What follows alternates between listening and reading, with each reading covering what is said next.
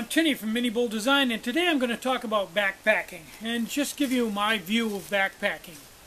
Now, I backpack because I find it to be a challenge and to be fun, and the biggest enjoyment is being with other people to backpack. I don't particularly care to backpack by myself. I like to be with a group where I can really share my experiences and enjoy other people's company.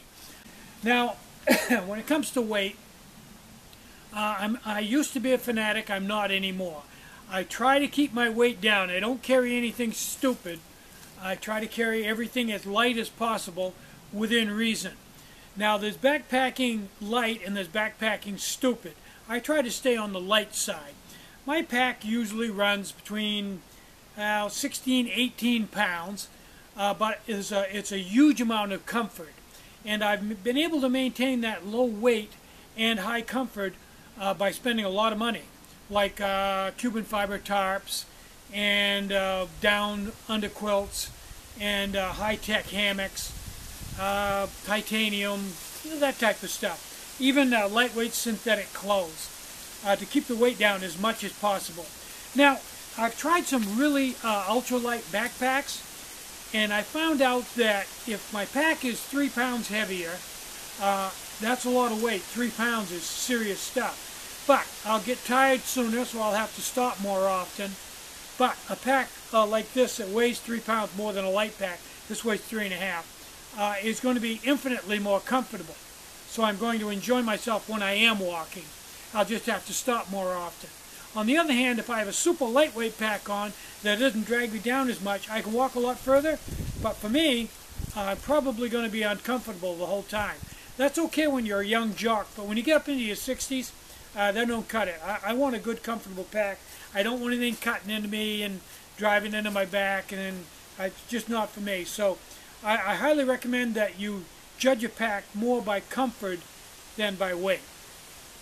You can save the weight somewhere else. Now, when it comes to food, you can be dyed-in-the-wool, hardcore, ultralight backpack and carry nothing but freeze-dried meals. They're like 5 ounces to a meal, and between that and your day's food to be under a pound.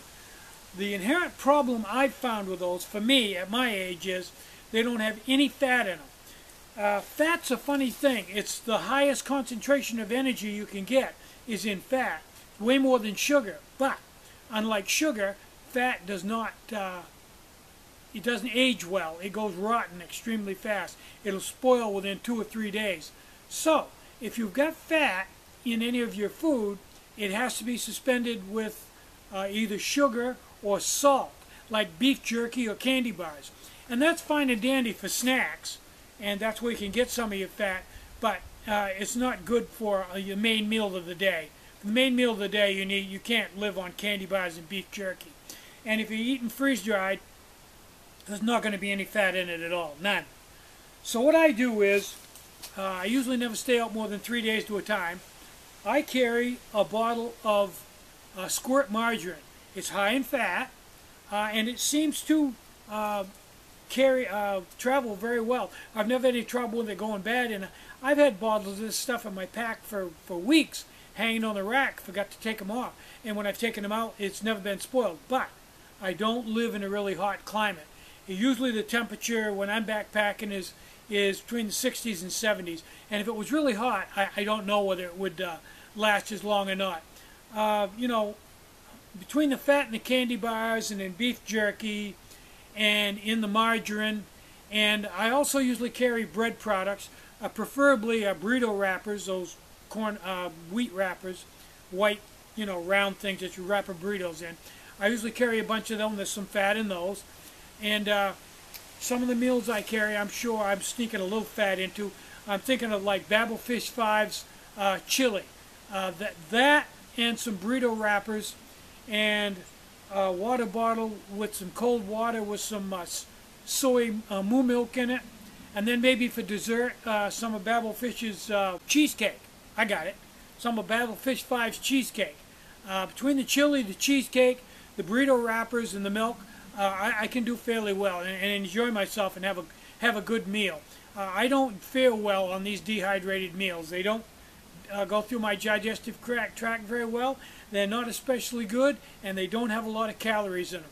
So between stuff that I dry myself, like the Babelfish 5 chili and cheesecake and all kinds of other stuffs, raisins and stuff like that, candy bars, beef jerky, pepperoni, that type of stuff, I seem to be able to get enough fat in my diet to do quite well.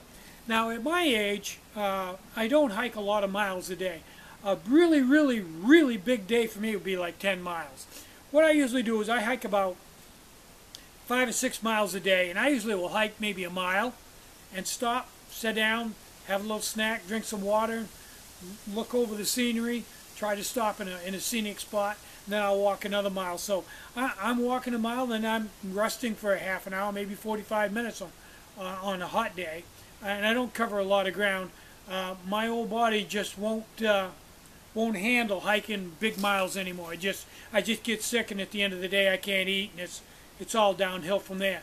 Now when I get into camp, I usually set up camp. I'm really tired because I'm old. I set up camp, climb into my hammock, which is a bridge hammock. I don't do well in the closed-end hammocks. I need a lot of comfort at my age. I use a bridge hammock and a full underquilt and a good sleeping bag, a good quality down sleeping bag, a good quality down quilt. Jack's Better is a good place to get, though. The Mount Washington 3 underquilt I have from Jack's Better, and I have his bridge hammock. Very high quality, very comfortable, and a big 8x11 Cuban fiber tarp. I usually climb into the hammock and sleep for a couple hours. I usually wake up hungry. I'm not hungry when I get into camp because I've been too much stress and strain. My metabolism's racing. I just can't eat then. So I climb in the hammock for a couple hours. I wake up hungry. I usually get up, take out my M2 SB stove and a 5x23 pot stand and a 12 centimeter Amusa cup with lid, and cook something up to eat. Maybe hot coffee, hot chocolate, chili, you know, that type of stuff, and have a good meal after I've calmed down and had a chance to get my metabolism straightened out, gotten a little rest, and just sit there and just enjoy the wilderness experience.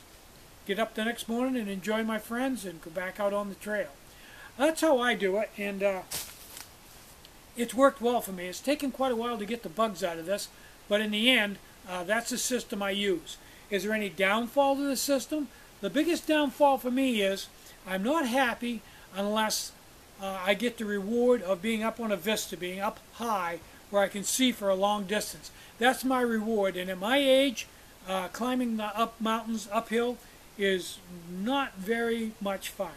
I'm getting too old for that. I don't have the energy level.